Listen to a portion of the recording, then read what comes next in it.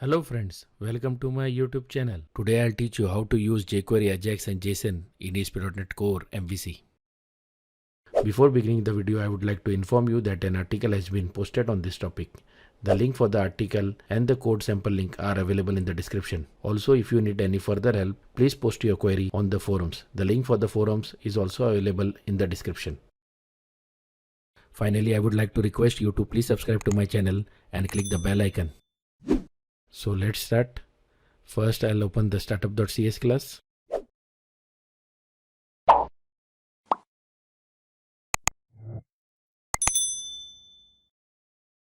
So here I'll be adding some namespaces, newtonsoft.json.serialization. Now let's move to the configure services method. So here I'll be calling the add MVC function. Now here I am calling add JSON options. And I am setting the serializer for the JSON serialization. I am making use of Newtonsoft JSON serialization in this project. The reason being that the default serializer converts the property names to camel case. For example, if your property name is first name, then when you are accessing the property through AJAX on client side, then it will be changed to small letter first name. Like for example, the capital letter F in the property will be changed to small letter F. So in such cases, it becomes very difficult to actually access the properties. And let's say on server side, you have capital F and on client side, you have small f. So it leads to inconsistency in the code also. So to avoid that, I am using Newtonsoft JSON Serializer, which solves this problem and makes it easy to use. So this completes the startup.cs class code.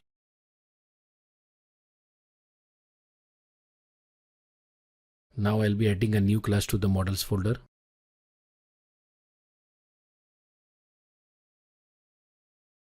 I am naming it as person model.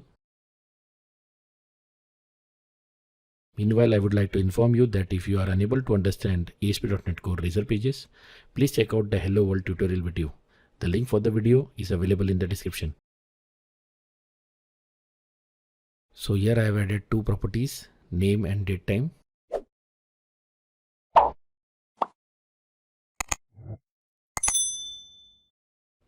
Now I'll add a controller to the project.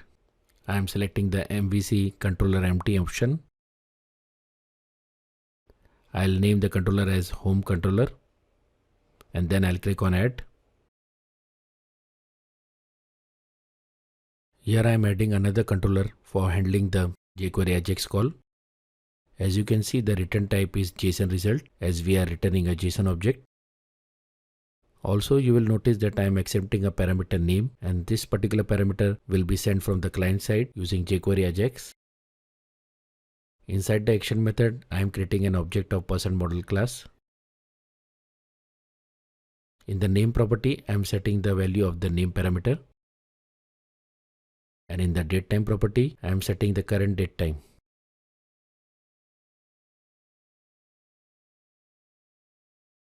Finally, I am returning the person model class object after wrapping it inside the JSON function.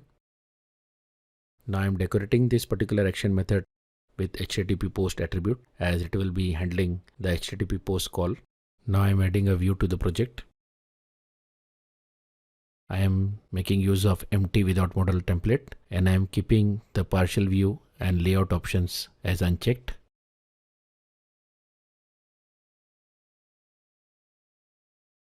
Now here I am creating an HTML text box which will accept the name value. Then I am creating a button, and when this button is clicked, the jQuery AJAX call will be made to the server side method. So now I have inherited the jQuery minified file and will start writing a jQuery code.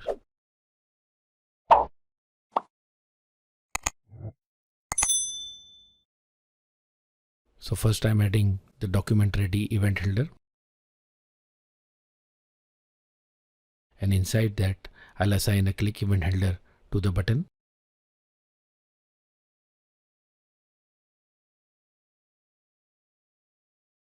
Now inside the click event handler, I am calling the jQuery AJAX function. The very first attribute is type and I'm setting it as post.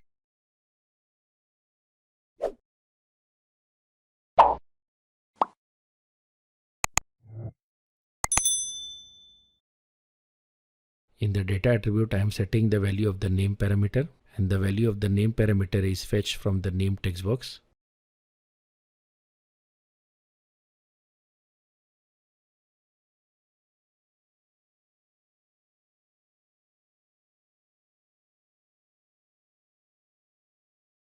I am displaying the value of the name and also the value of the date time returned from the server-side action method inside a JavaScript alert message box.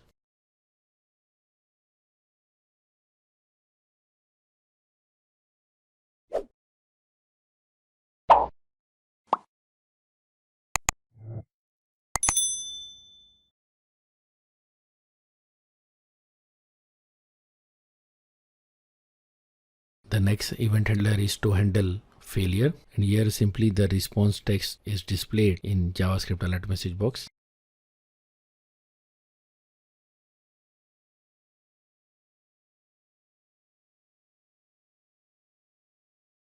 In similar way, I am creating an handler for handling error, and here also the response text will be displayed in JavaScript alert message box.